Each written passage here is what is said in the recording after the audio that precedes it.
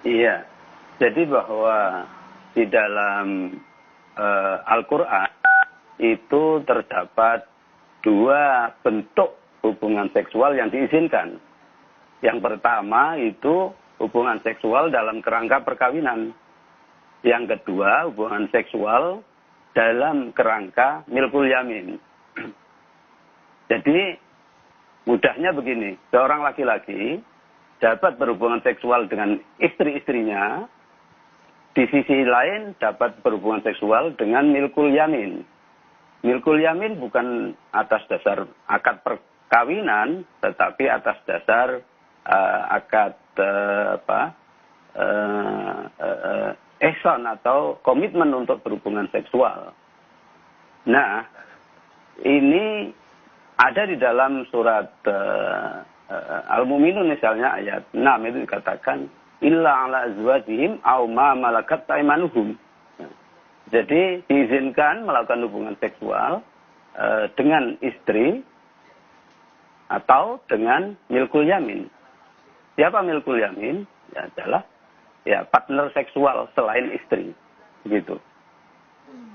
Itu syarat-syaratnya apa saja yang diperbolehkan begitu?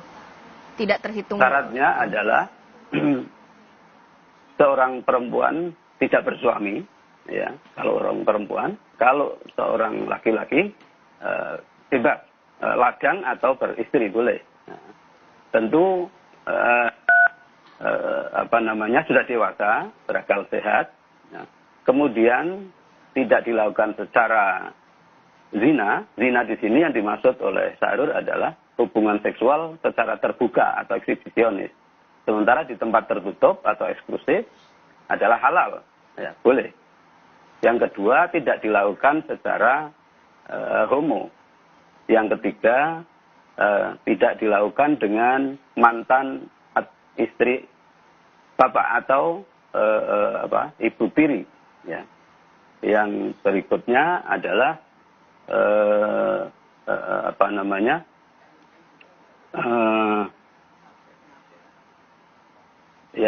darah. Iya betul, maharim, ya tidak ada hubungan darah atau incest, ya. Baik, ya, Pak ya. Abdul Aziz. Ya, di luar itu boleh. Pak Abdul Aziz, Anda menyatakan hanya berlandaskan komitmen, suka sama suka, tanpa ada landasan agama. Iya betul, suka sama suka, tidak ada landasan agama. Baik. Langsung ditanggapi Ustaz. Jadi termasuk kalau berbeda agama, termasuk boleh, ya berbeda agama boleh. Oke.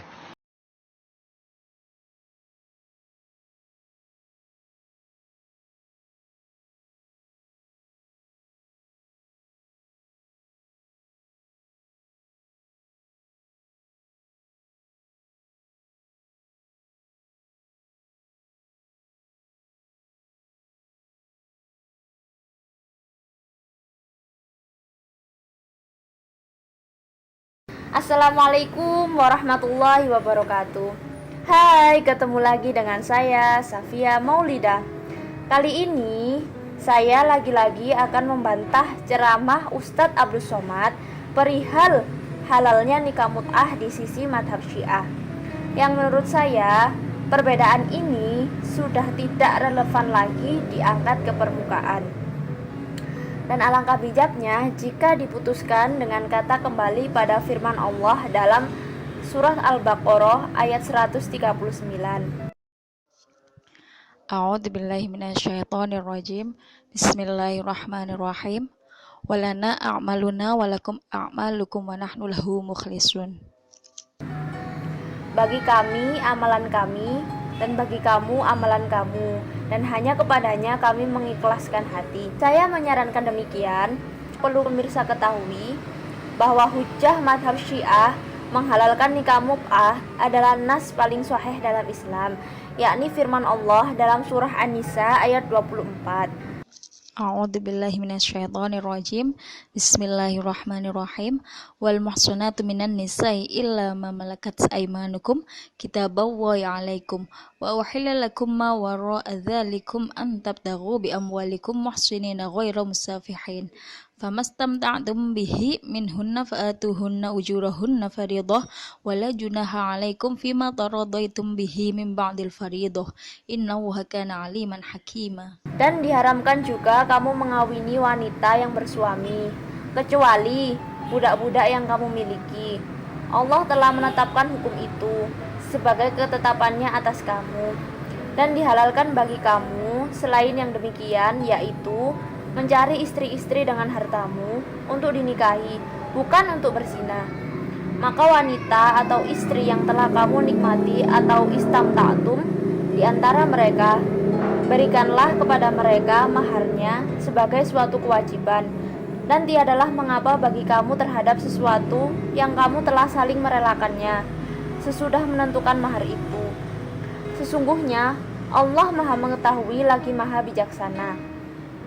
An-Nisa ayat 24. Oh iya, sebenarnya saya telah beberapa kali memposting masalah nikah mut'ah di akun ini. Silakan klik di sini. Oke, cukup cuap-cuapnya. Sebaiknya kita kembali pada Ustadz Abdul Somad.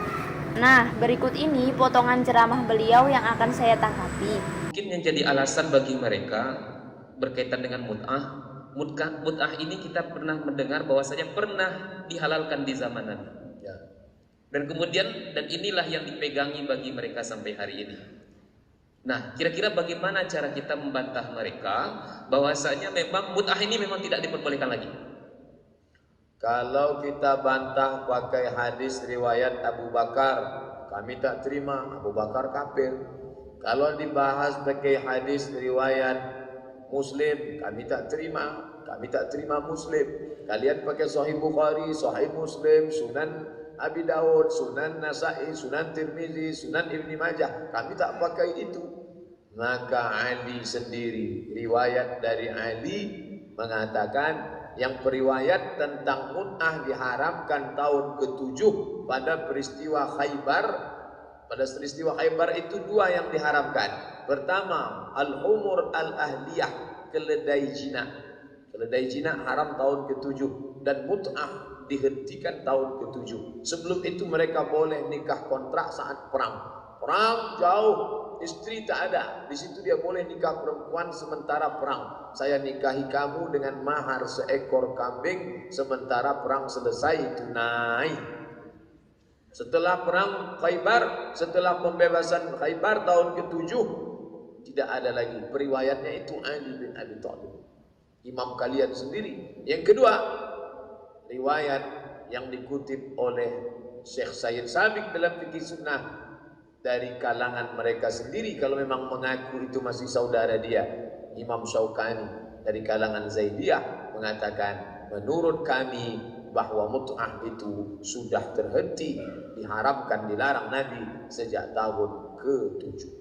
Sekarang yang ingin kita tanyakan kepada Ustadz Somad, bagaimana pendapat Anda dari pernyataan sahabat Nabi tentang nikah mut'ah sebagaimana terdapat dalam kitab Musnad Al-Imam Ahmad bin Hanbal yang ditahqiq oleh Su'aib Al-Arnaud, jilid 22, terbitan Al-Mu'assasah Ar-Risalah, cetakan pertama, tahun 1998 Masehi, 1419 Hijriah, halaman 169.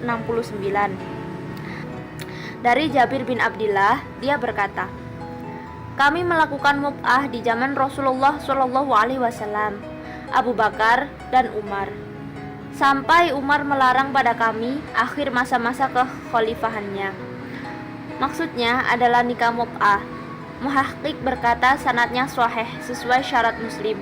Dalam riwayat ini, Jabir Al-Ansari, seorang sahabat Nabi SAW, mengakui bahwa praktek nikah mut'ah ini masih terjadi sampai masa Khalifah Umar.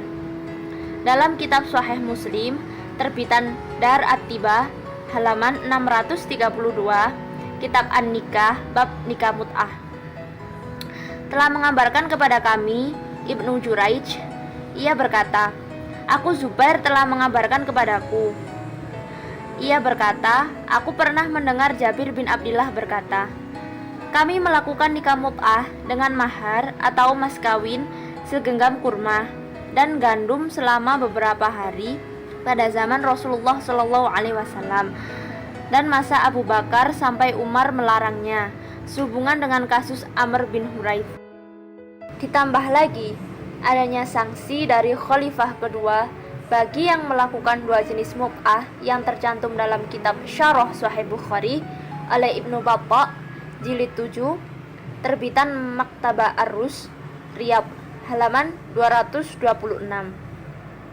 Berkata Nafi dari Ibnu Umar berkata, dua mut'ah yang ada di zaman Nabi Shallallahu Alaihi Wasallam, aku melarang keduanya dan aku akan menghukum bagi yang melakukannya, yaitu mut'ah nisa atau nikah mut'ah dan mut'ah haji. Yang ingin kami tanyakan, jika nikah mut'ah itu telah dilarang oleh Rasulullah SAW, lantas apa manfaat pelarangan Khalifah Umar dalam kasus Amr bin Huraith? Sehingga nantinya akan timbul pertanyaan, sebenarnya siapa yang melarang nikah mut'ah tersebut? Apakah hadis Rasulullah SAW atau fatwa Khalifah kedua? Sekarang yang ingin kami tanyakan lagi kepada Ustadz Abdul Somad, bagaimana pernyataan Ibnu Hazm di dalam kitabnya yang memuat nama-nama para sahabat Nabi Shallallahu Alaihi Wasallam yang masih menghalalkan nikah mut'ah. Dalam kitab Al-Muhalla bil Athar karya Ibnu Hazm, salah seorang ulama ahlu sunnah, jilid 9, terbitan Darul Kutub Al-Ilmiyah, Beirut, cetakan pertama tahun 2003 Masehi atau 1425 Hijriah, halaman 129. Ibnu Hazm berkata, telah tetap dihalalkannya yaitu nikah mut'ah oleh sekelompok salaf dari setelah wafatnya Rasulullah Shallallahu Alaihi Wasallam. Di antaranya salaf tersebut adalah berasal dari kalangan sahabat seperti Asma binti Abu Bakar, Jabir bin Abdullah, Ibnu Mas'ud, Ibnu Abbas, Muawiyah bin Abi Sufyan, Amr bin Huraith, Abu Sa'id Al-Khudri, dan Salamah. Sehingga riwayat pengharaman nikah mut'ah pada peristiwa Khaibar di tahun ke-7 yang dibawakan oleh Ustadz mulia tersebut dari Sahih Muslim amatlah patut dikaji ulang kebenarannya.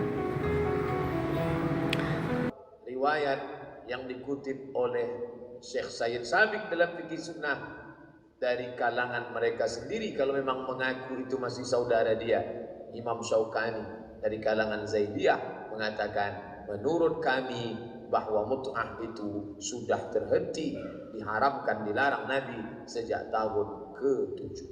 Ustadz yang mulia ini mengaku bahwa Imam Asy-Syaukani adalah salah satu ulama dari kalangan Syiah.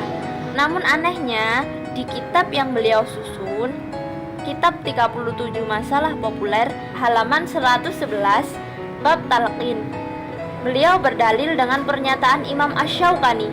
Mungkin beliau lupa akan hal ini. Sekali lagi kami sarankan kepada Ustadz yang mulia ini agar tidak hanya membaca satu judul kitab saja. Hendaklah beliau juga menoleh referensi-referensi yang lain sehingga umat tidak menjadi kacau dengan pernyataannya. Semua fitnah terhadap Syiah ini kami serahkan kepada para pemirsa di dalam menilainya. Akhirul kalam, Safia mengucapkan, billahi taufiq wal hidayah. Wassalamualaikum warahmatullahi wabarakatuh.